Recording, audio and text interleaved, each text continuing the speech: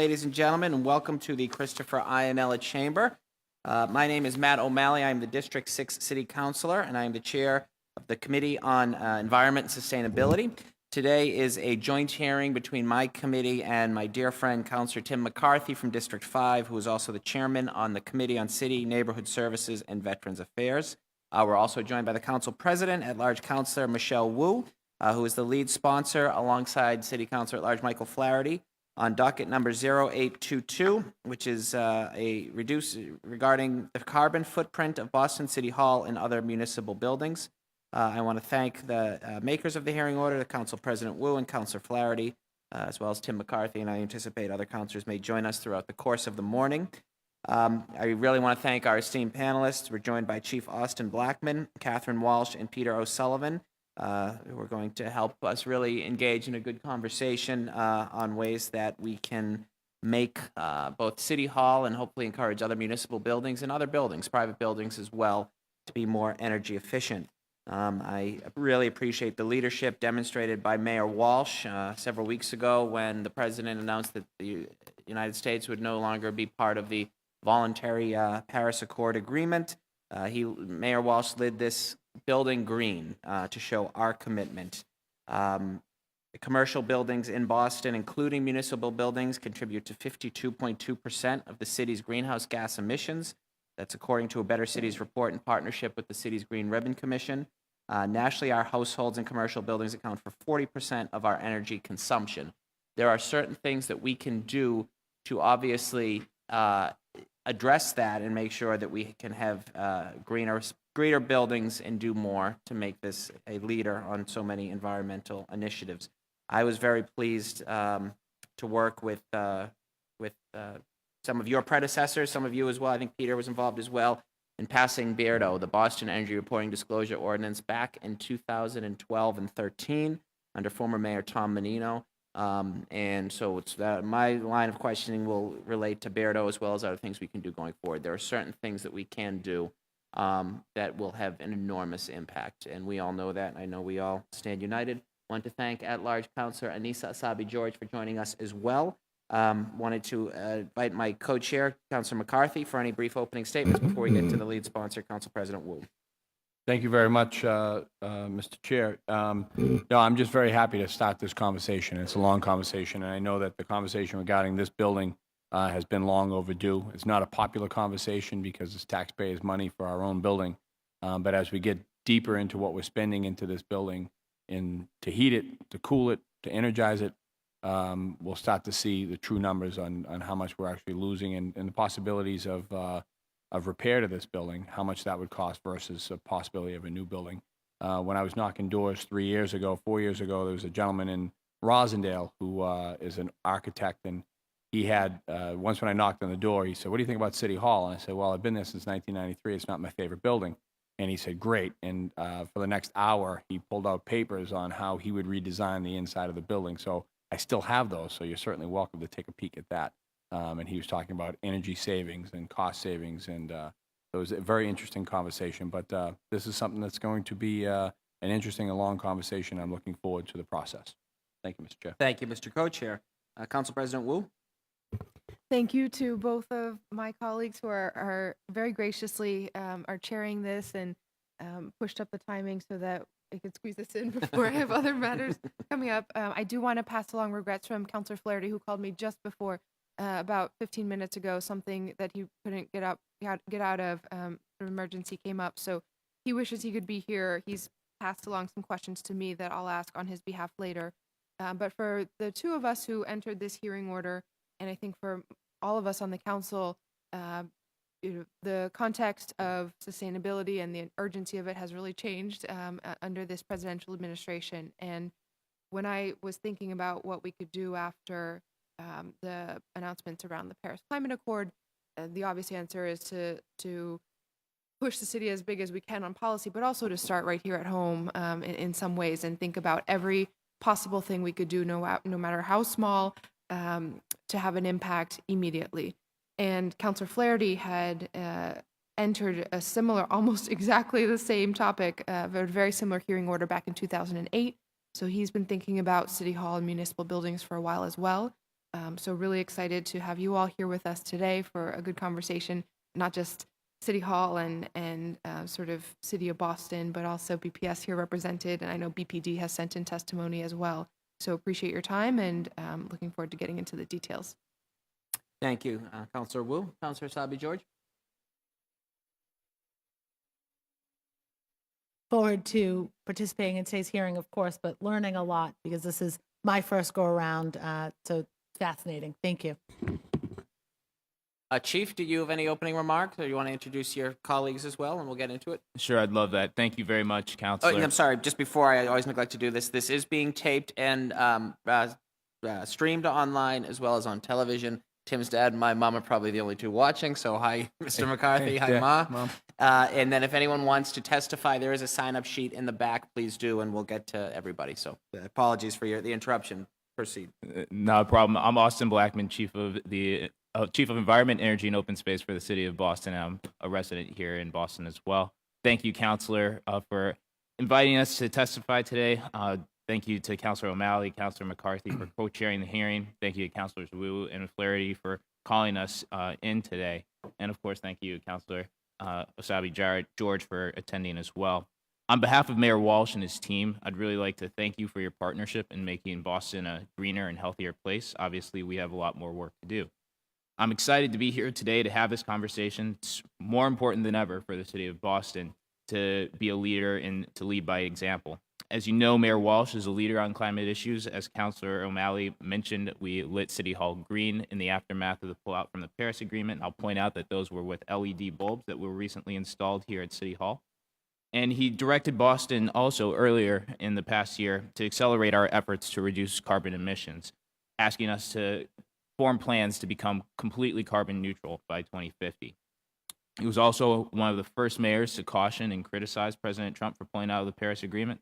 And since then, he's been joined by 300 other mayors, actually more than 300 now, both Republicans and Democrats, representing over 50 million Americans. These mayors have all publicly pledged to uphold the tenets of the Paris Agreement as part of a group called Climate Mayors.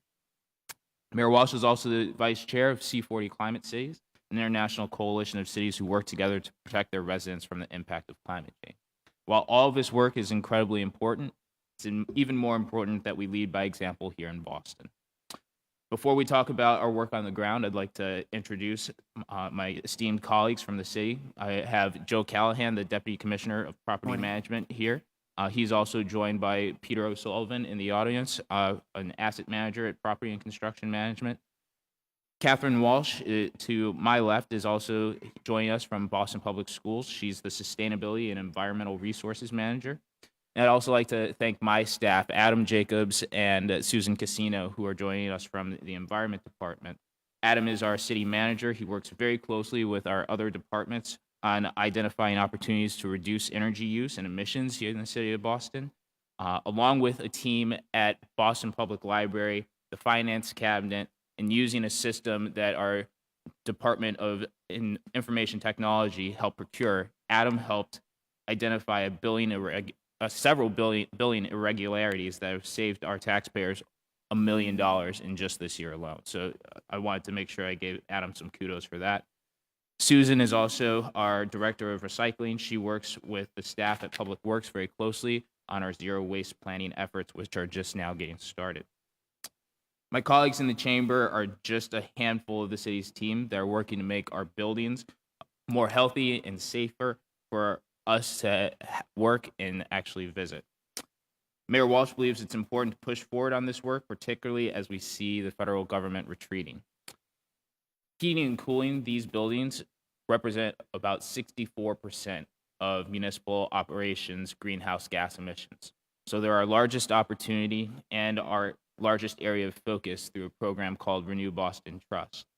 And to go to Councilor McCarthy's comment in terms of making sure that we're being responsible stewards of our taxpayers' dollars, this program is really focusing on the best opportunities to save money for the city. So we've already done a preliminary assessment of 266 of our city's buildings. That's covering about 90% of the square footage that the city maintains. Eventually, this program will allow us to manage energy retrofits that are self-financed. In other words, they will identify so much cost savings that they will offset any of the construction and planning costs for the buildings themselves. So to make sure that we're using those taxpayer dollars very wisely. The selection of properties for the first phase of this process is currently underway and is scheduled to be completed by the end of the year. Once that first phase is done, we anticipate that we will do more phases to actually complete more and more of these upgrades, but we do want to make sure that we focus on some of the largest opportunities first. Just a little bit on recycling. Recycling is another opportunity for the city of Boston to improve, and we've taken steps here at City Hall. Over the past year, our recycling rates already improved by 4%. And as I mentioned, the city is kicking off its zero waste planning process. We recently released a request for proposals for a consultant to give us some recommendations on how the city can become a zero waste city. The plan will recommend goals and timelines for waste reduction and disposal costs for the commercial, industrial, institutional, as well as the residential sectors. We expect to identify a consultant this summer and begin the process this fall. All the renewed enthusiasm around this is absolutely excellent, and we are extraordinarily excited to continue to work not only with the council, but with our partners in the community on how we can make our operations here at City Hall and throughout all of our municipal assets more efficient, to reduce costs to our taxpayers and to reduce our greenhouse gas emissions, to be the leaders on climate action that Boston is. And with that, happy to take any questions that you may have for us. Thank you. Did either of you have an opening statement or comment? Just briefly that the Property Management Department is very excited to be here and participate. We work very closely with the Environment Department. And Mr. Blackman mentioned Peter O'Sullivan that works with us. In addition, I'd just like to add Kenya Germain has recently joined our staff.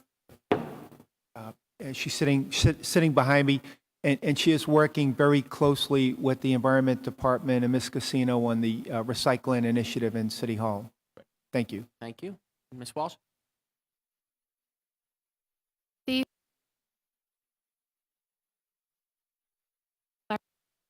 Important hearing. I'd like to share with you some of the actions the Boston Public Schools is taking to reduce the city's carbon footprint and to advance a more sustainable public school system. First, BPS is one of 7 K through 12 districts recently selected to participate in the U.S. Green Building Council's ARC Plus Schools Version 1 program. ARC is a web-based platform that will enable us to track, report, and share the sustainability metrics of our schools. By participating in the Version 1 program, we will have the unique opportunity to benchmark with our peers, access Center for Green Schools expertise and support, and help USGBC develop the platform for future K through 12 districts. Metrics that we will be tracking include energy, water, waste, transportation, human experience, health and wellness, and curriculum. Students, teachers, and school leaders will be fully involved in the collection of these metrics, which is an excellent engagement opportunity for us. BPS has selected 15 schools to participate in this upcoming year. This year-long pilot will greatly improve the tracking and reporting of BPS sustainability metrics, thereby helping us identify opportunities for new initiatives in areas such as building performance, health and wellness, and sustainability literacy. Our participation in ARC Plus Schools aligns very well with the vision of Build BPS. As you know, under the leadership of Mayor Walsh and Superintendent Chang, Boston Public Schools will be investing $1 billion into our schools through this program, and we thank you for your support on this as well. This investment will include maximizing the energy efficiency of BPS buildings, incorporating green building design guidelines, and improving standards for healthy school environments.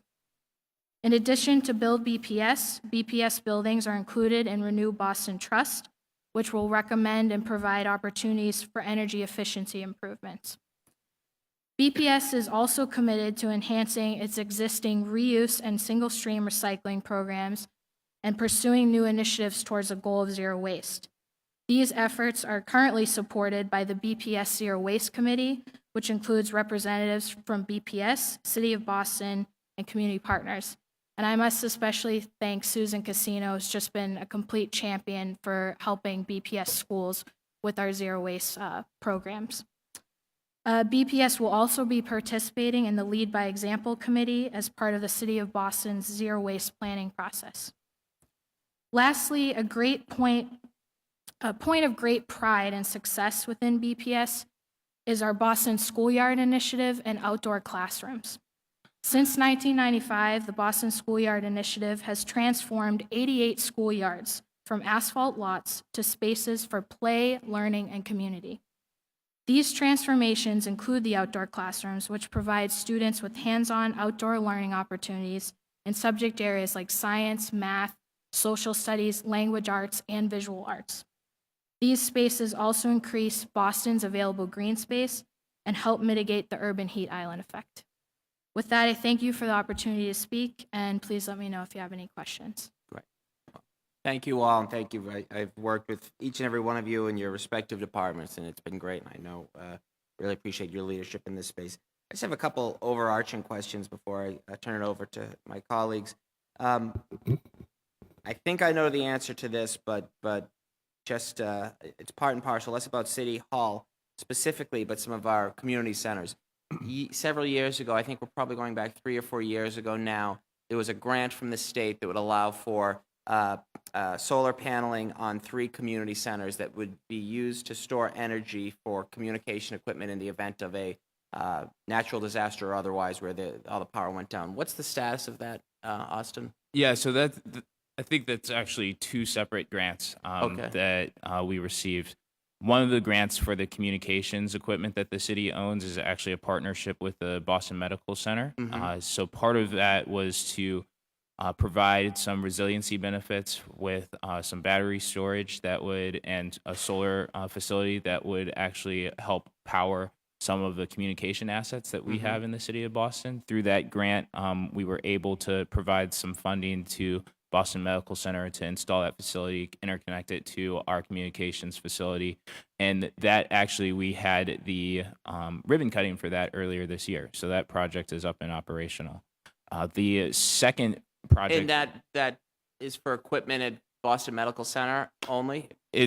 So it's Boston Medical Center and their operations, making them more resilient. But then also the reason why the city was party to this was because it also is going to help power some of our emergency communications equipment, including some of our shot spotter technology that's used by the Boston Police, and as well as their communications infrastructure and assets. And it's solar powered? It's solar paired with a battery. And where are the PV?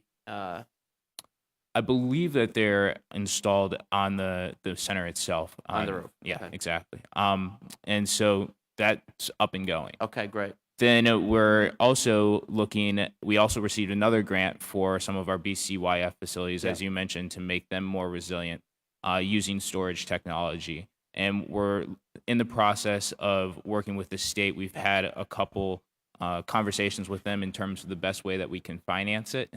So there was a little bit of discussion as to whether the city would have to actually own those assets, or if we could potentially use a financing tool that would allow us at a much lower cost to deploy a larger battery and have a more resilient operation at those facilities. So we're still in the process of executing that grant. Okay. Do you have a timeline on when you'd like to see that completed? We're still working with the state and ironing out the financing, but we're hoping to have it done as quickly as possible. Okay. Well, if you could keep us posted. And then Sure. I know it's not as simple as putting PV paneling on every roof. There are a million different factors that go into it. But has there been talk, and it may be not the optimal site because of some of the higher buildings around us, but putting a solar roof on City Hall? It's something that's been considered. As you mentioned, shading is an issue. Also, there's some consideration in terms of whether would be a more appropriate use for any of the buildings, not just specifically City Hall, whether it would be a more cost-effective use to do off-site solar and then leverage the limited opportunities that we have with our space here for green roofs, which also can have some benefit to thermal envelopes and also some benefits to stormwater management as well. But that's something that we're continuously studying as part of the Renew Boston Trust and some other initiatives that are going on at City Hall. There is a lot of real estate up there. And I know other cities, or several other towns in Massachusetts have built solar farms, which they are using for their municipal buildings and also to some residents as well. We don't have the luxury of that much space, but I wonder, Roxbury Community College has just built a canopy over their parking lot that's all solar paneling, and it's going to service much of the school's needs. And I got to tour it and meet with the president and some of her team. It's wonderful. Are we looking at that as part of this plan as well? Looking at some of our libraries, some of our schools, maybe even building a parking structure, or some of our more open space where we could have such a thing. Is that part of this conversation as well? It certainly is, and I've had a chance to tour the facility at Roxbury Community College as well. It's an absolutely phenomenal structure. It's got the car charging stations as well, so those who have electric vehicles now, those vehicles are completely emissions free when they charge there. So that's great. It's something that, frankly, we've been looking at for some of the space that we do have here within our municipal control. As you know, Councilor, open space is at a premium here in the city of Boston as we have more residents coming into our city. And so looking for the opportunities of space where we can deploy something like that, my personal preference would be to see that on locations that aren't open space currently or could be good open space, particularly in our residential neighborhoods. But in some of our more industrial locations, I think that particularly for some of the benefits that you mentioned, whether it's to cover existing parking and during the winter, providing some benefit there in terms of reducing the amount of snow that we would have to clear while also offsetting a substantial amount of electric load. Those are certainly things that we'll be looking at as we move forward with the Renew Boston Trust and other initiatives. Yeah, and I think I've said this ad nauseum, and it bears repeating that not only is there this zeitgeist about the importance of acting now, not this isn't going to affect our grandkids, this is going to affect us, so we have to act now, but if done right, it can also be beneficial to the taxpayer, to the ratepayer, for a whole host of reasons. Specifically at City Hall, do we compost? I know we have two cafeterias. Do we compost the food that's the excess food that comes from those? Not from the cafeterias themselves. We do have some opportunities at City Hall where composting is available, including in the Environment Department. We've got a small bin that we use. We also have one of our Project Oscar locations. So these are our neighborhood compost bins that's located on City Hall Plaza. Where is it? It's just by I believe you. I've never noticed it before. It's right next to the Bill Russell statue. Okay. Fantastic, and where the food trucks go, so that's helpful. I wonder if we could somehow encourage, Mike and Peter to take advantage of those. It seemed that would help their cost. And then one of my first hearing orders was getting more water filling stations in our parks and playgrounds, and it's now part of the specs. It's been great. Massachusetts ranks 4th in the country for the number among all states, even though population-wise we're in the middle of the pack. We're number 4 in our consumption of single-use plastic bottles. We're a healthier bunch, I'd like to think, but also the fact that those aren't recycled, those litter. Most offices have those water bubblers, which, the Poland Spring ones, which are great, but what about getting water filling stations, in every wing of this building? I think that's a great idea, Counselor, and it's part of what the study will look at in Renew Boston Trust. So just to point that out, it's not just about electric savings, but it's also about savings that we can have on our water use as well. Mm-hmm. So even if that's looking at our bubblers or the facilities that we have in our restrooms, that's certainly something that we'll be looking at. As you know, some of our filling stations here at City Hall make it not particularly easy to use. Some of them aren't in the best state of repair, and so that's why many of the departments use some of those bottled water techniques. And so that's something that we'll also look at as part of the Renew Boston Trust, and it's not just here at City Hall, that's across our asset portfolio. And I would argue that investing in fixing the broken down water filling stations would be more than would say the investing in those would be significantly less than continuing to pay for whatever our monthly bill is for, the private water distribution. And then have all city buildings, and there's about how many, 266 buildings account for 90% of the square footage. How many total city buildings are there? I believe the number's 320 or somewhere around there. And that's libraries, schools, everything. And Police stations, fire stations. shacks and parks. Gotcha. And are all those have all those complied with the Beardo management system, or? Each year, those buildings have been compliant since 2012. And so this has been 5 years now, and they're supposed to be have all received energy assessments in that time? So the preliminary audit assessment is just one of the things that we've done for those 266 buildings. So as of next year, we will have to address how we get the remaining buildings either an assessment or demonstrate that they have reduced their energy use by 15%. So that's something that the Environment Department is actively pursuing right now to make sure that we're in compliance in the, May of 2018 for the 2017 year. Great. And do we run our escalators all day, 24 hours a day? No, we shut them down at night. Right. And what about the lights? I know people are here 24 hours a day, so I don't think it should go completely dark, and some for safety reasons. But Several years ago, we modified the lighting system to, they're on timers now and motion sensors. great. Thank you. Okay. We also, Counselor, excuse me, I just want to point out, in addition to the current lighting system, we just installed a very high-tech LED system in the lobby and externally in the building. And the really nice thing is that the LED bulbs last about 20 years compared to the old version, which lasted about 4 years. So we're going to save substantially on, plus we're going to save substantially on energy costs. In addition, manpower costs.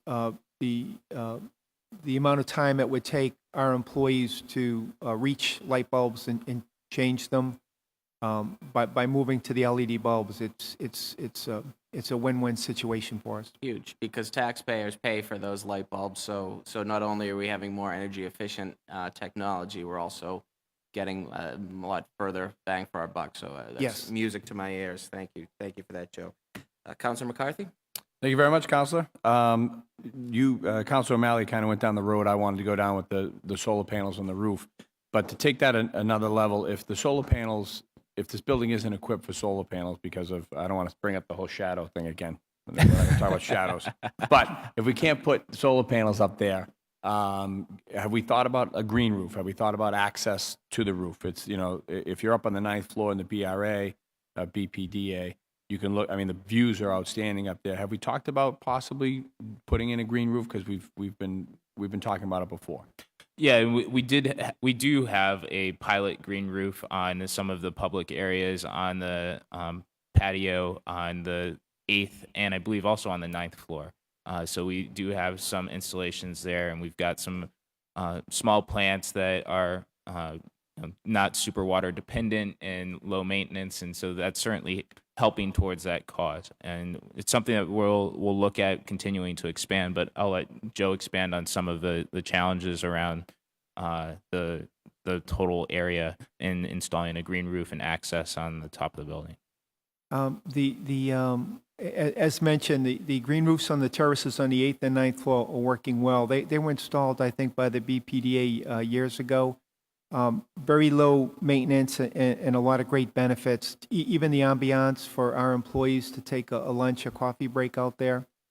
The rooftop, more problematic. We get into all kinds of engineering issues with weight loads and safety issues. I can't give you any definite answer right now. We'll continue to work with the Environment Department on that issue. Okay. So I know Councilor Flaherty called Councilor Wu, and I know one of the questions he's going to ask is that when you're regarding the lights, on our side of the building, that side of the building, we have lights that never shut off. and we don't know where the switches are. We've literally searched for the switches that shut the lights off in our offices, and we can't shut them off. So that's more of a building request than anything else, but The east side, east on Congress Street side, city council correct. offices? So, my office, Councilor Linehan, Councilor Baker, and Councilor Flaherty, and the budget office, they have lights that never shut off, and we don't know where the switches are. We've looked everywhere. So I will, I'm sure it's not killing the city, but it's just, I don't know where they are. we will look into that and let you know. And I think that the ultimate question that we all have to talk about, just specifically about City Hall before I pass it on, is, where is the breaking point for retrofitting this building, right? How much would we spend to make it worthwhile? And would it be worthwhile to look at another place if that money is too much? So I know that that's what your report is going to do, but ultimately, as we go further with the working sessions and everything, that's what we have to talk about. Because when you walk on the 5th floor, heading towards the east side of the building, when you look up, you can see almost to the ceiling. It's complete wasted space. And we heat that, we cool that for no apparent reason. When you look outside the building, underneath the 4th floor area, there's just giant pillars with open space. And if we're looking for more space in City Hall, which we are, have we talked about running I-beams across there and building new floors and closing and buttoning this place up? Is that worth it more so than actually looking into a more modern building? I'm looking forward to the report to see exactly what they say. I think probably the latter, but we'll see exactly where we stand. But thank you for all your efforts. Peter and Sue have been always so responsible to me. I've never met Adam, but clearly good return on investment there. So he saved $1 million. That's not bad. That's good stuff. So thanks, Counselor. Thank you, Mr. Co-Chair. Madam President? Thank you very much. One topic that I did not anticipate coming out of this hearing order was the whole should we tear City Hall down conversation. I think I was blinded by my love for the architecture and the building. And I think it's an important point that throughout Boston, we have lots of old buildings that are historic and beautiful and significant for other ways. So my case is going to be that we need to use City Hall as an example for how to balance historic preservation with sort of forward-looking sustainability. But I will defend City Hall until the very end. So I wanted to, I think I'll probably go a couple rounds, but for the first round, I wanted to focus on the energy contract, procurement stuff, as well as recycling, just as two areas that I think are more immediate because everything else, heating and cooling, lighting, water management, roof stuff, requires investment and infrastructure change that, it is in the even medium term, probably cost savings, but does require more of a big shift, whereas these two are easily within our grasp.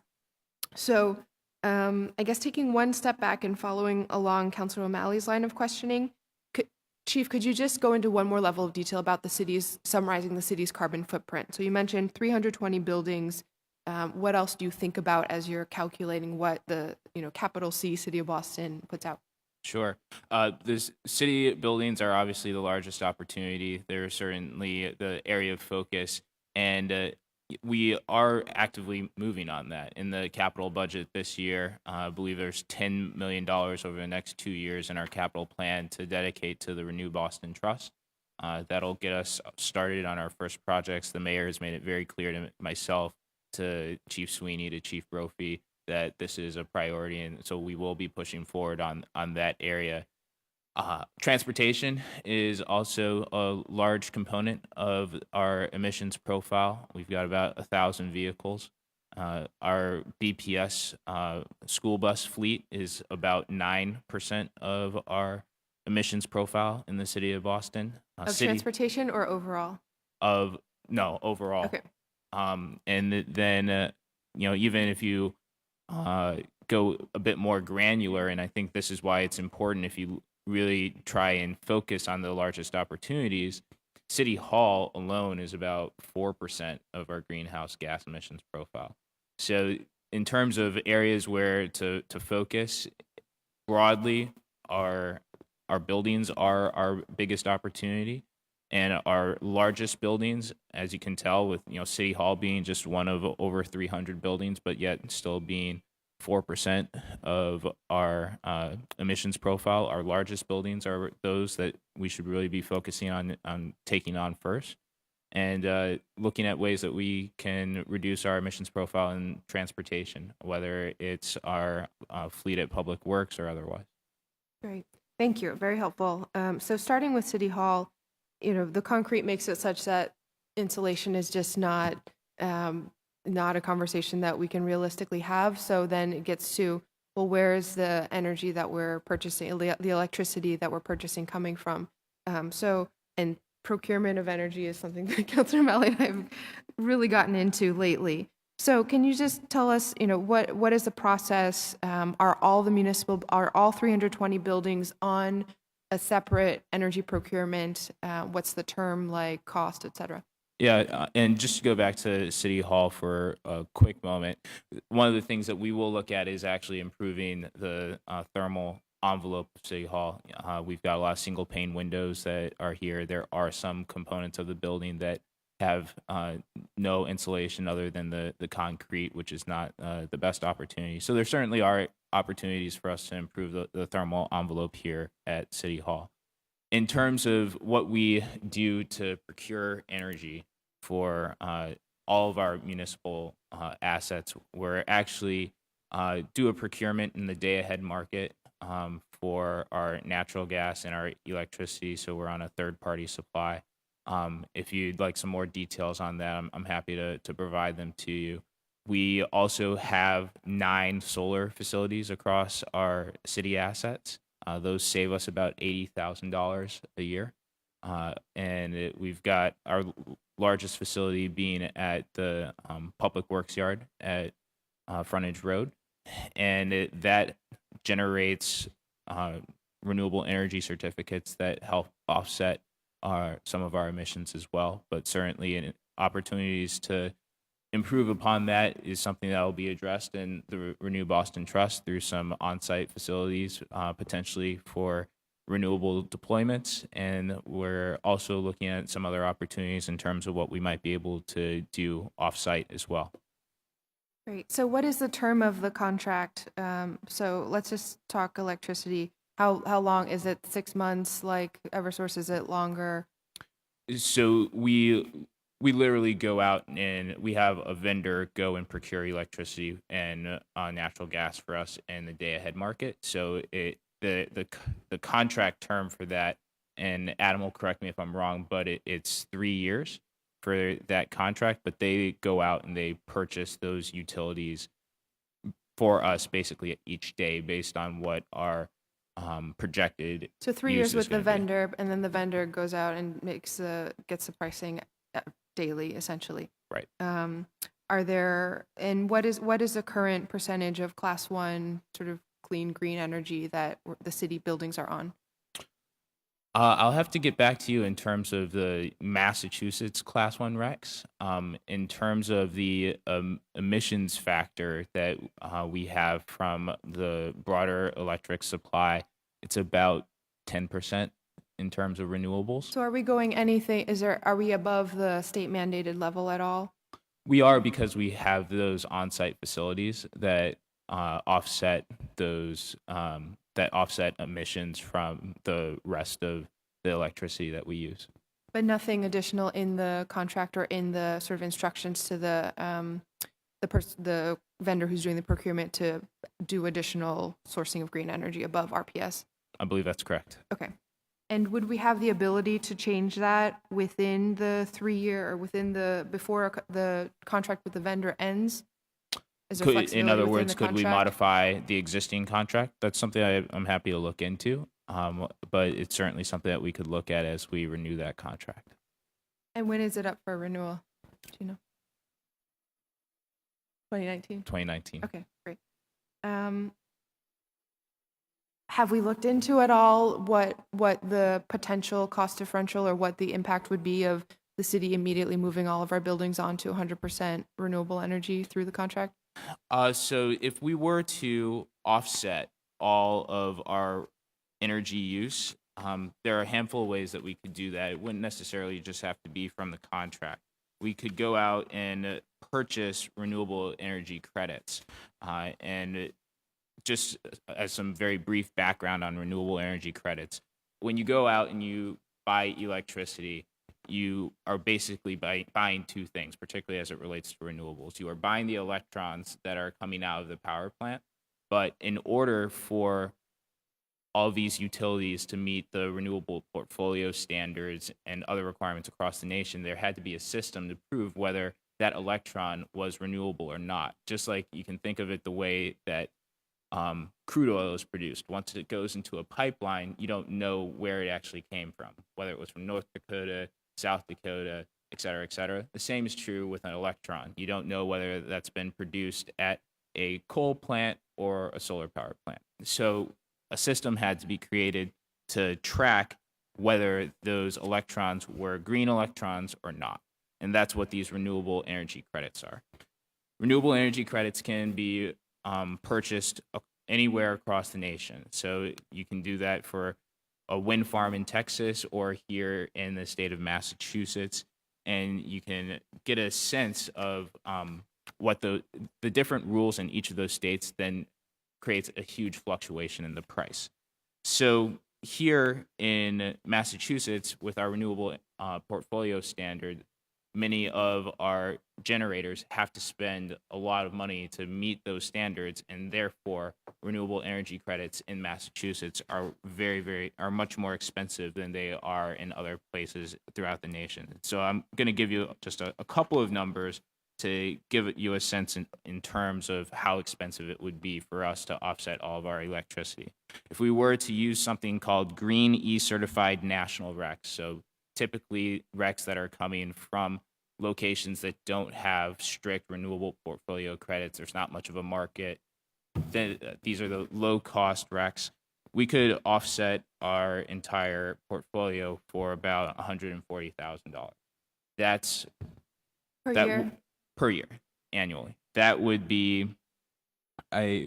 not be what I would recommend us doing. Basically, we would not be contributing to making anything greener. We would basically just be taking the renewable credits from a place in Texas or in Kansas and transferring it here. So we actually wouldn't be making an improvement whatsoever. Mass Class 1 RECs are quite a bit more expensive. So to put that in perspective for you, those Green E-certified national RECs are about a tenth of a penny in terms of how expensive they are. The Mass Class 1 RECs are about 2 cents per kilowatt hour. And so in order to have that additionality proven to add more of that, those RECs here in the state of Massachusetts, that would be $2.8 million annually. We could offset our load. Alternatively, if we wanted to offset our entire load with on-site solar, we've just done some very quick back of the envelope math. It would be about, if you take the capacity factor and how much energy or how large of facilities we would need, it's about 107 megawatts that the city of Boston would need. The cost of an installation at current commercial and industrial rates that we're seeing in Massachusetts would put the cost of that at about $162 million. If we were to finance that at the city's rate of borrowing over 25 years, that would be about $9 million annually. And have you looked into, what about RECs from New England and not Massachusetts specifically? That's something, I don't have the data on that today, but yes, we do look at RECs in New England as well. Part of what we do with our solar RECs is make sure that we're on top of the market and we evaluate where the prices are, not just here in New England, but across the country. Okay. And I mean, from my perspective, the benefit of doing it more local is not only that it's more vetted and trusted, but also that we're directly then feeding the pipeline for job creation and the sort of other side of economic opportunities available for our residents as well. So great, but that 2.8 number is very, very helpful.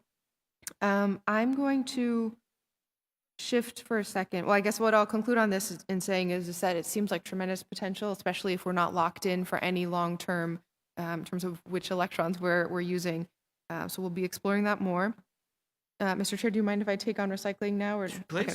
So can you tell us? You said that Chief, the recycling had gone up by 4%. So what is it? What is it now? The rate of recycling in City Hall? At City Hall, it's at 33% now. What is it? 33%. 33%. Okay. And what does that involve? Paper from documents, bottle, food Paper, people. plastics, and aluminum, I believe. Some metals for if people bring those in.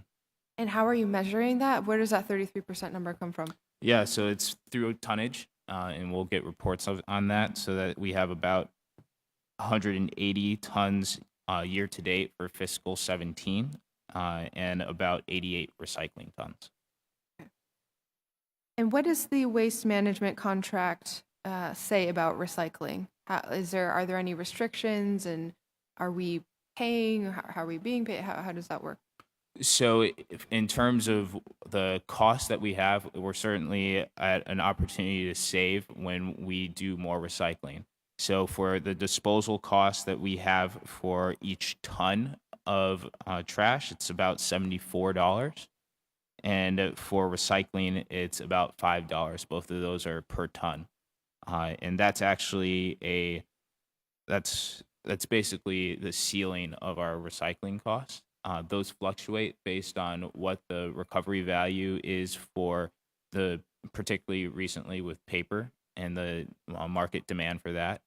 And sometimes we can actually recycle materials at a profit. But right now, based on where the demand is for paper, glass, and some of those metals as well, we have not been recycling at a profit. Great. So even as minimum, it would be almost $70 a ton that we would be saving with more recycling. And how does the 88 tons get to the recycling company? Is it literally whatever gets put into bins in City Hall, or does someone else separate it out at some point? So we have it in a separate compactor that's here. So we've got our recycling bins that are throughout City Hall, and those are emptied into a compactor, and then they're hauled to a recycling facility here in the city of Boston. And does every department have recycling bins available? Yes, I believe they do, and we're also working. I had mentioned Miss Kenya Germain from my department, who's sitting behind me, and along with Peter and Miss Casino from Environment. We're working on improving the system. We are going to procure additional bins and also change the plastic bags. Right now, we use dark bags, and we're going to switch to clear bags to clearly delineate that it's recycling. We're going to put some more bins in high visibility areas, high traffic areas. We're going to work on better messaging to the staff for the importance of recycling and what materials can be recycled. And also, we're continuing to work. We have a night cleaning crew on contract that comes into City Hall, working with them on the recycling to make sure that they're doing everything they can. Is there any limit on what the max, is there any cap on how much recycling tonnage we can send over and get a profit on or save money on? Or is it, they'll take whatever we give them? I'm not aware of any cap now. Okay. So it's really just a matter of asking people to put paper in the recycling bin versus the trash can, and department by department. And what about in terms of outreach? I mean, it's sort of this cultural shift requires folks to be involved, not just to see the bins, but to really have champions within each department and on each floor. Are there efforts to kind of have every department nominate someone to be in charge of that? Or I don't have all the details right now, but I will check on that specific question and let you know. Just to follow up on that, Councilor Wu, as part of the zero waste planning process, we have both an external facing group that's led by myself and Chief Osgood. So that's including what we can do to help our businesses and residents, improve on recycling and diversion rates. But then we also have an internal focused group, which is led by myself and Chief Brophy, who runs operations for the city of Boston. And one of the components of that process will be how do we improve within City Hall and our municipal assets. And of course, that there's a large component of that will be behavioral, but we'll also be looking at other policy recommendations that we can do to see if there's anything in a cost-effective manner that we can do to ensure that more of the materials that we do use are recyclable, so that we can improve our diversion rate there as well. Okay. And how many, so you said year to date, it's been 180 tons of non-recycled materials so far. What do you project for through the year? So we've just got Oh, this is fiscal year though, so Fiscal we're year. almost there. Okay. correct. So that is, I mean, by my calculations, a little over $12,000 that we could have saved just like that if things were diverted over to recycling. Pretty close. Yeah, even if we hit about an 85% recycling rate, then we would stand to save about $9,000. Okay, so I mean, so each of those bins that we're looking to put out is an investment that's going to come back with tenfold or more returns. What's the timeline like on that process? In terms of getting the bins out to high visibility areas and all of those efforts? We're working on it now. It's imminent. I don't have the exact date, but we'll get that for you. Okay, I will take a break and then come back for round two. Thank you. Councilor Asabi George. Thank you, Chairman, and thank you all for being here and certainly being, I think, thorough and in-depth in the conversation, certainly, I think, dictated by the questions of my colleagues. I have some questions versus of long-term goals versus short-term goals. What are we doing in the immediate future to improve our outcomes? On whether it's the recycling, whether it's the energy efficiency efforts, just in the short term, what are some of the things that we're doing? Yeah, so in the short term, Mayor Walsh has given us $10 million in the capital budget to focus on the biggest opportunities for energy efficiency. So hopefully we'll have some projects identified by the end of this calendar year, and hopefully we'll move into construction in that in 2018. How about some small doable steps in the short term as opposed to the big dollar amounts? Because sometimes it's the small little changes that may have the greatest impact on behavior and the long-term outcomes. Yeah, and just because we're doing these large things doesn't mean that we're not taking the opportunity to do the smaller things as well, whether that's improving our computer systems and their ability to automatically go to sleep or energy efficiency mode at night. I know that even over at the Public Works yard, we've got quite a few LED bulbs that can replace some of the fluorescents that you would see here. And as those go out, we're swapping those in with LEDs, and that's a cost savings to the taxpayer here in the city of Boston. We're continually working in the community as well. I know that you've been coming to quite a few of our coffee hours that we have through Mayor Walsh. Our partners at Eversource have been very generous to donate LED bulbs that we can give out to our residents so that they can install those in their homes. I'd also encourage all of our residents who are watching, whether it's Mr. and Mrs. McCarthy and O'Malley or others, that they can go to eversource-save.com, and you can have all of the LEDs in your home replaced at no cost. And there's great resources there that our residents and businesses can use to take action right away. And so one thing that my department through Greenovate Boston does is make sure that those resources are available not only to our municipal employees, but to everyone at the city of Boston, because that's a phenomenal way that they can save on their electricity bills. For Mother's Day, I went home and replaced all of the light bulbs at my parents' place with LEDs. Took a look at their electric bill. They saved about 25% just over the course of 3 weeks. So Is that your gift? that was my Mother's Day gift to my parents. For Father's Day, they got programmable thermostats that I installed. So we'll see how As a those mother do of as four well. sons, as nice as that is, they should do that a different day. My mom was very happy with it. At least that's what she told me. But anyway, just to follow up on that, you're right, Counselor. There's certainly things that we can do in the interim. Behavioral change is something that we continue to look at, how we can help our employees to do that. But maybe this would be a good opportunity for Catherine to jump in as well and talk about some of the work that she does at Boston Public Schools and educating our students and how they can be sustainability leaders and take action at their school or at home as well. That's great. Thank you. So one of the first things we'll be doing for the upcoming academic year is relaunching our recycling coordinators program. Education around zero waste is critical to its success, and we need folks actually in the schools who are kind of helping to champion zero waste. So we'll be recruiting, whether it's teachers, administrative staff, even student leaders, to actually take on those roles as recycling coordinators.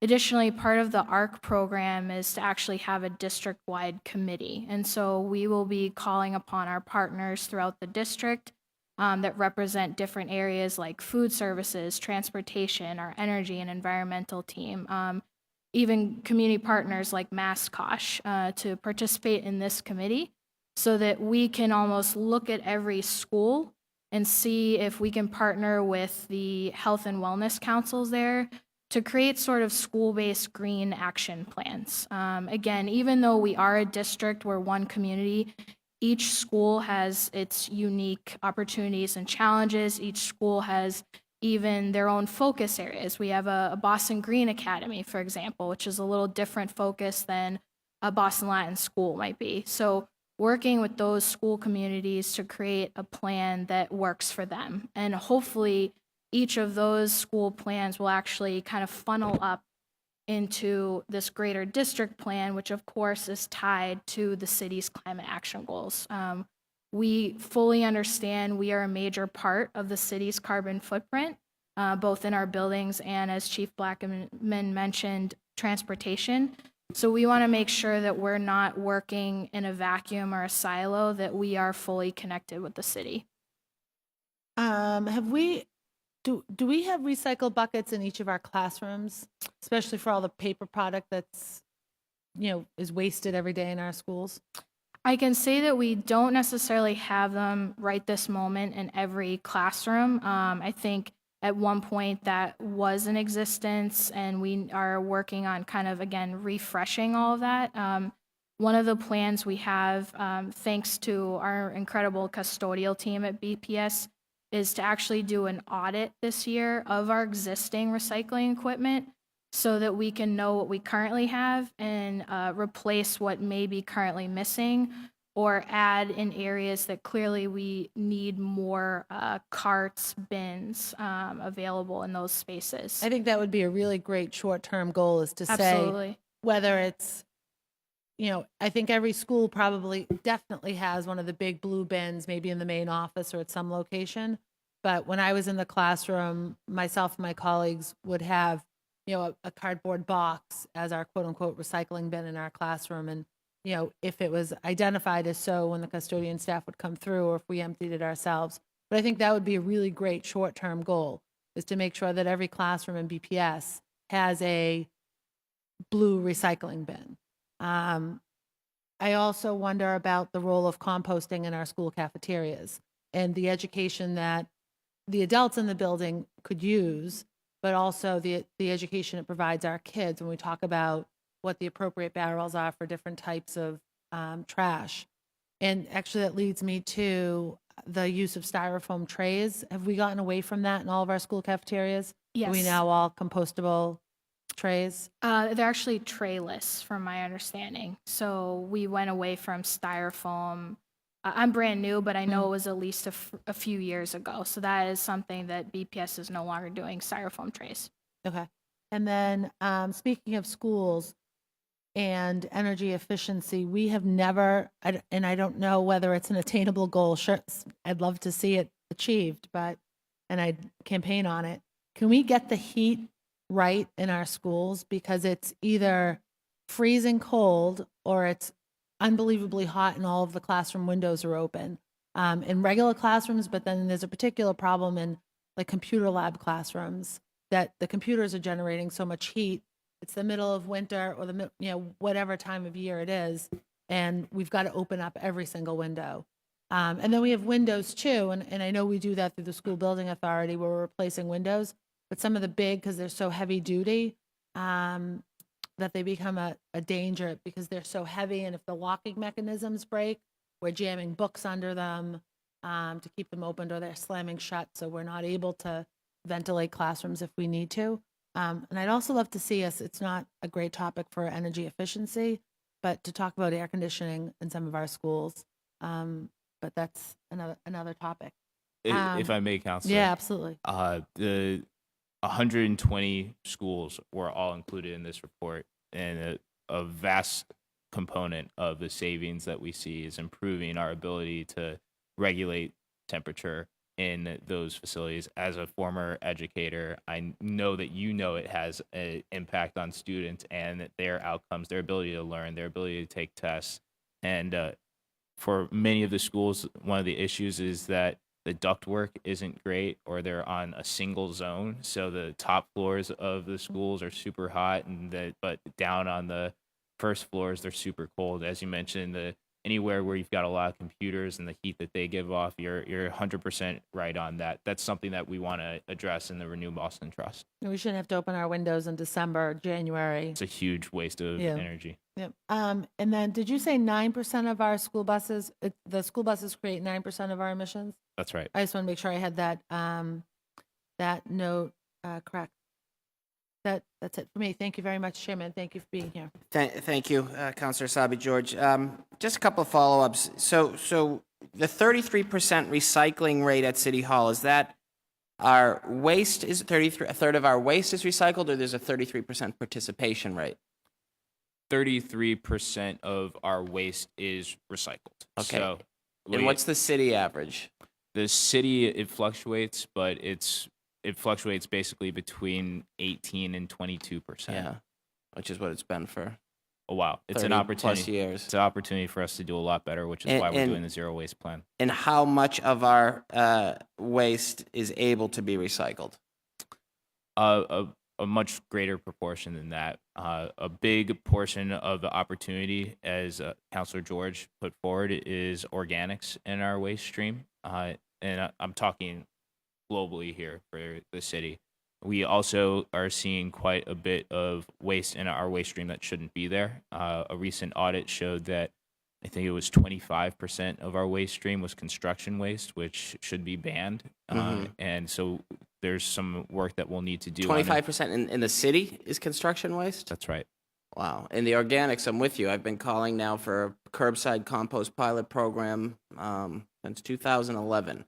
And I think, Cambridge has done this well. They began as a piloted program. And composting, when picked up, still generates a revenue. Recycling doesn't. Obviously, regular waste doesn't. But composting, compostable material, it does generate a revenue. And that's something that we need to be doing at our schools. And this isn't, an indictment on you, but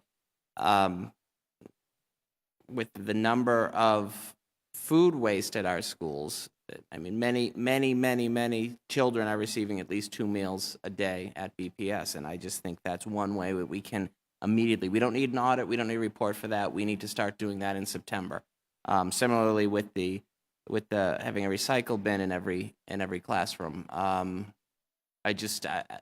have heard that before from people, educators, and it seems to me that we know what, and again, I don't mean this to sound adversarial, because I appreciate what you're doing in this space, Austin, and I know that we need to take a holistic approach, and it's not like flipping a switch, but there are certain little things that we can do that will have an immediate impact.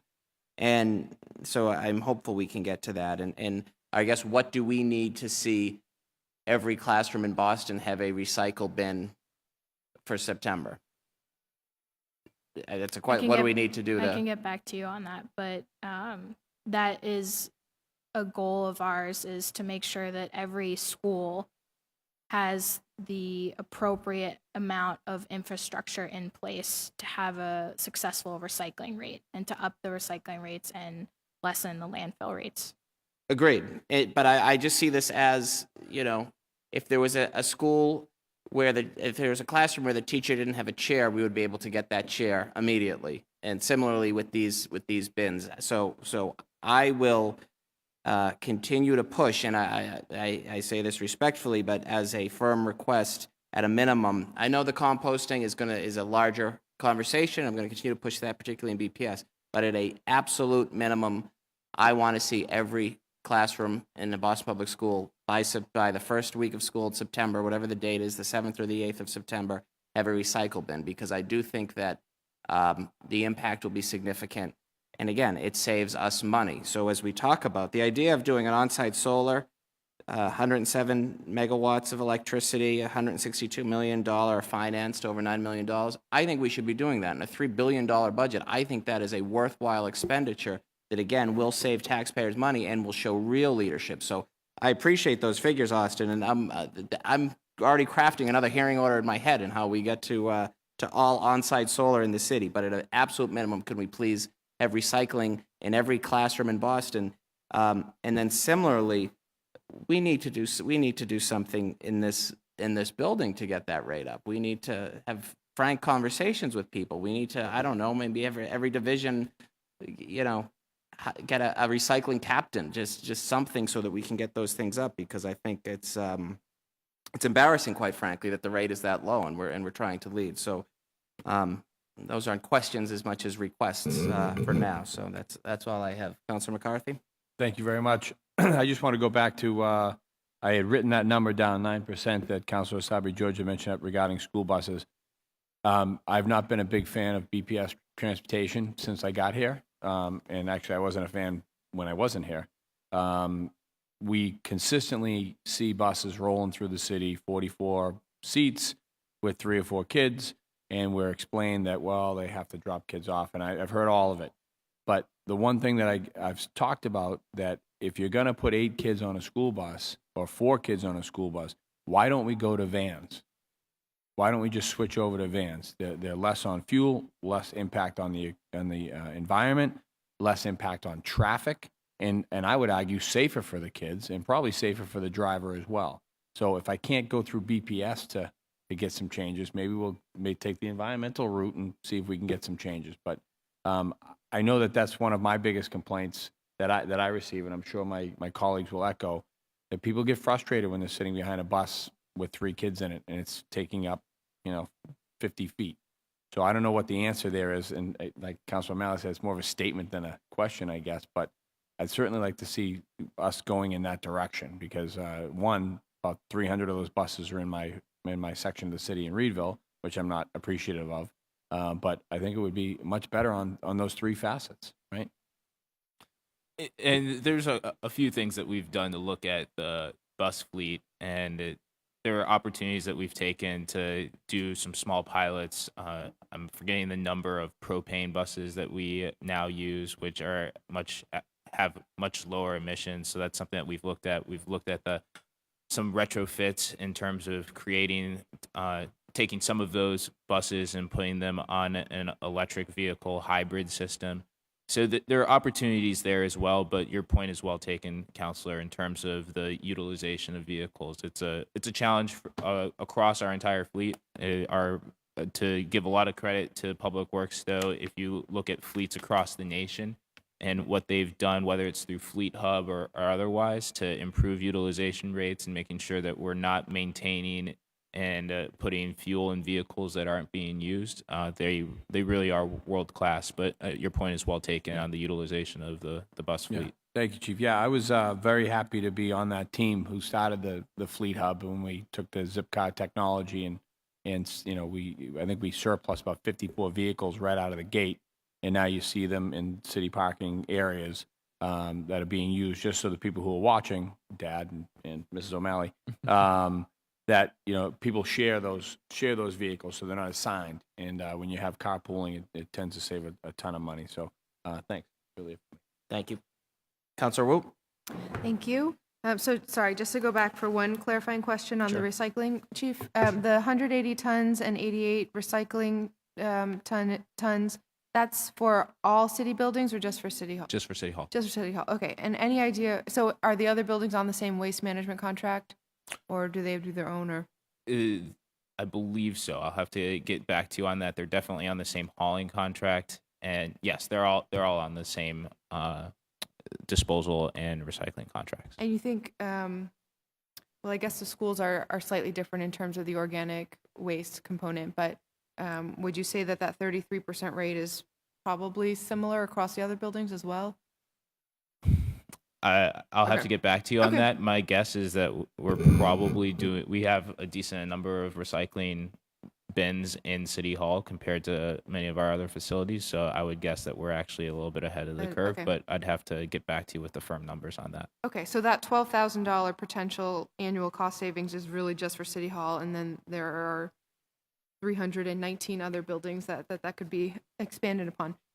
Okay, so could we talk a little bit about heating and cooling? You said it's 64% of municipal emissions, and the plans are mostly to use the Renew Boston Trust. What do we do any, so let's, in City Hall, for example, is there a gas boiler downstairs? Are we doing steam at all? So I'll start out with this and I'll defer to my colleague. For City Hall, we actually are still on steam. And so the steam that's produced is actually a waste product. And so we're actually doing something responsible there. There's Veolia is the provider of that steam. They have a combined heat and power plant a series of plants actually that they operate to produce electricity. When they create that electricity, they also produce steam as a byproduct. That steam is then piped through a series of infrastructure into City Hall where it's exchanged in our facility to heat the building. At one point, we even used technology called an absorption chiller, which you can use that same steam to provide AC, but that's something that we've moved away from. Too expensive or? It was expensive to maintain that equipment. Okay. And what opportunities do you see within this to improve for emission's sake within City Hall on heating and cooling? I think that particularly the thermal envelope at City Hall is a big opportunity. As you know, we've got the courtyard structure, which makes it a bit of a challenge because we have more exterior area than a typical building would have. So that means that the windows that we have and getting them to double panes is certainly a large opportunity. Some of the locations in City Hall, if we did have the opportunity to provide a better thermal barrier other than just the concrete, as you mentioned, there are challenges there around that, but that's certainly an opportunity as well. And Commissioner, would you want to add anything to that? Thank you. We work with the Budget Office and Capital Construction Program. We're continuously upgrading cooling equipment, chillers, cooling towers, and boilers. And also one factor that's helping us out is over the last 2 years, the Department of Innovation and Technology is moving some of their server equipment off-site, and that's going to help save us money because that there's an enormous need to cool the server equipment in the basement. And Counselor, if I could just go back, I was provided with some updated information. You asked about when we were going to start the new program with the liners. It's going to be July 6th, and we have identified recycling monitors in each department in City Hall. I don't currently have a list, but we can get one. Wonderful. Okay, thank you. And so what about non-City Hall buildings and heating with steam versus gas? In the non-City Hall buildings, it's something that we have looked at. The Copley Library also operates on steam. Obviously, our opportunities to use that are a little bit dictated by where the infrastructure is and how easy or cost that would be associated with connecting new buildings into that technology, but it's certainly something that we want to continue to look at.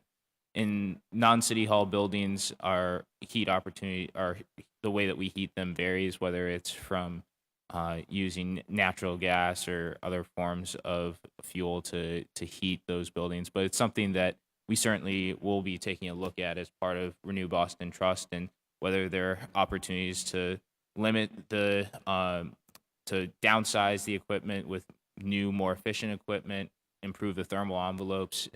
And also, I should have mentioned for City Hall as well, even if you look up above us, we've got fluorescent lighting, which is great, but there's still opportunities for us to It'll be different after the chamber renovation. That's right. There are still opportunities for us to improve the lighting here in City Hall as well. Okay, great. So heating, cooling, lighting, water management, what happens now and what are you looking at? Water management, again, with Renew Boston Trust, it's something that they're looking at in terms of the fixtures that we could use, particularly in our restrooms. They are also evaluating our the infrastructure that we have for heating our water in the buildings as well, and whether there's any efficiencies to be realized there. But particularly for our buildings, the bathroom fixtures are the largest opportunity across the portfolio. And we talked a lot about green roof already and this building. I mean, the only thing that I would add to that is that structurally, totally understand the weight issues, but what about just sort of setting up catchment infrastructure so that the water comes down and then you can put the rain gardens actually on the plaza and have a much more public experience anyway? Yeah, that's certainly an opportunity, and that's something that we'll be looking at. And you know, whether it's something like that or potentially even something more involved, rainwater management, gray water management. Obviously we have to make sure that whatever we do is cost effective, because we have to have the savings pay for the ultimate construction. But those are all opportunities that we want to make sure that we understand so that we can come to a very rational decision in terms of what projects we implement. Okay, and finally for me on the fleet, so are we looking at electric vehicles, hybrid? What is the current state of how many vehicles are gas only versus not? I don't have the exact numbers for you on the fleet, but yes, the short answer is we are continuing to look at opportunities to increase the number of hybrids or fully electric vehicles that are in our fleet. Mayor Walsh is part of the Climate Mayors group that I mentioned in my opening statement. We submitted the data on the number of vehicles that we have in our fleet that could be electrified, as well with current products, as well as the vehicles that we hope one day there will be that technology available to be electrified, as part of a national request for information led by Climate Mayors to demonstrate to the automakers that there is a market here in the U.S. Many of the automakers, particularly after the presidential election, were saying that it was difficult for them to justify producing these electric vehicles because the market demand just wasn't there. And so one action that Mayor Walsh took alongside, I think it was over 50 other mayors across the nation, was to demonstrate that just with those municipal fleets, there was over 100,000 vehicles worth of demand just from those municipalities, let alone anyone who, whether it's myself or Councilor Malley, who may want to purchase an electric vehicle. Just with that basis, that should be enough to justify an investment in a production facility for those equipment manufacturers. There have been substantial efforts within the Commonwealth, not only to make those electric vehicles available and more accessible, but also to try and identify incentives, not only for municipalities, but also for our residents as well. There are substantial federal incentives available, and also some that are available at other levels as well. And we always try and make sure that we publicize those as much as we can. Have you done the calculation in terms of what we would save per vehicle in terms of fuel costs in shifting over? Not per vehicle, because we do have quite a few different vehicles, but the short answer is that it's not just on the fuel savings. Actually, as the Deputy Commissioner was mentioning, similar to LEDs, quite a bit of the savings actually comes from the labor on the maintenance. The electric vehicles, since you're not dealing with a combustion engine and you're not having to deal with things like carburetors and things like that, there's actually quite a bit less maintenance that's involved. And so you actually end up saving on the labor cost as well. Obviously, there are some upfront investments to be able to deploy electric vehicles, whether it's charging stations or otherwise.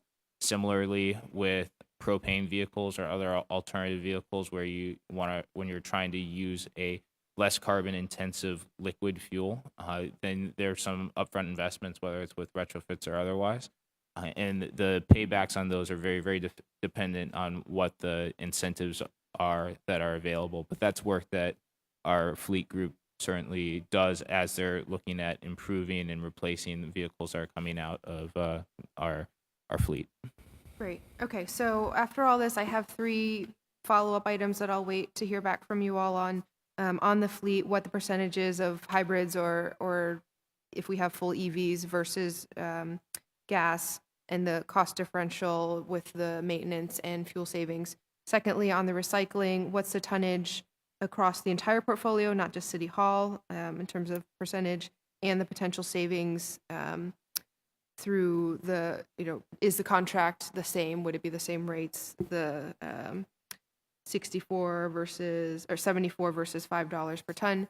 And then third, on procurement, if you could get the number on what the cost would be to shift to 100% within RECs within ISO New England and not just Massachusetts. Curious what that number is. It'd be less than 2.8 million per year, as well as any contract considerations to make that shift before 2019. Thank you.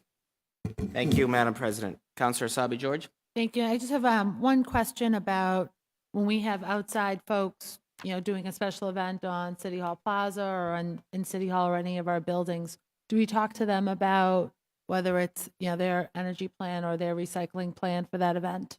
Not yet. It's something that I hope that will be one of the recommendations that we'll have coming out of the zero waste plan. Great. That's actually my only question. I'm good. Thank you.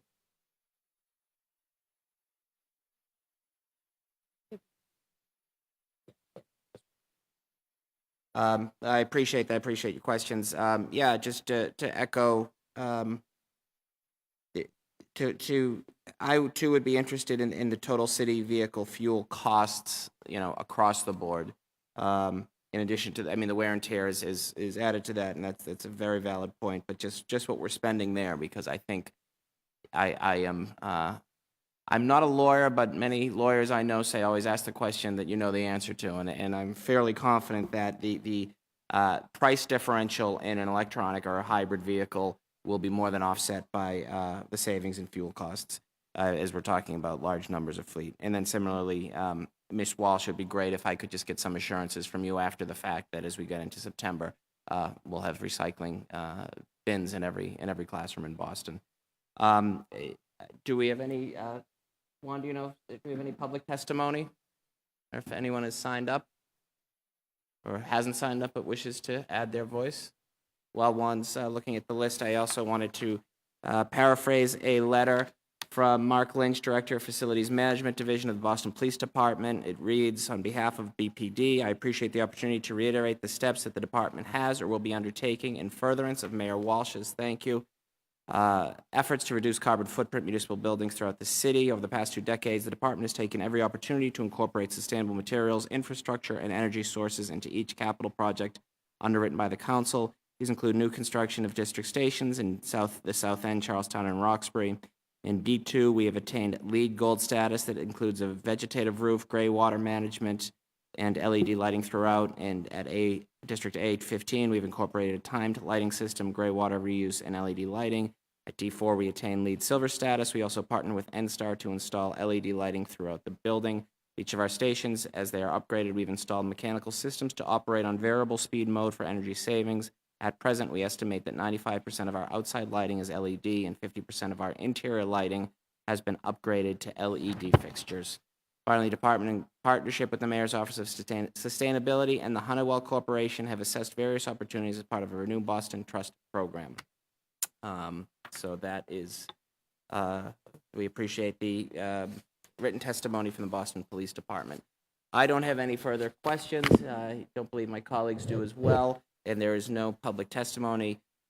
Joe Callahan, Austin Blackman, Catherine Walsh, thank you for your time this afternoon. We appreciate it, and this hearing is hereby adjourned. Thank you. Thank you. Thank you.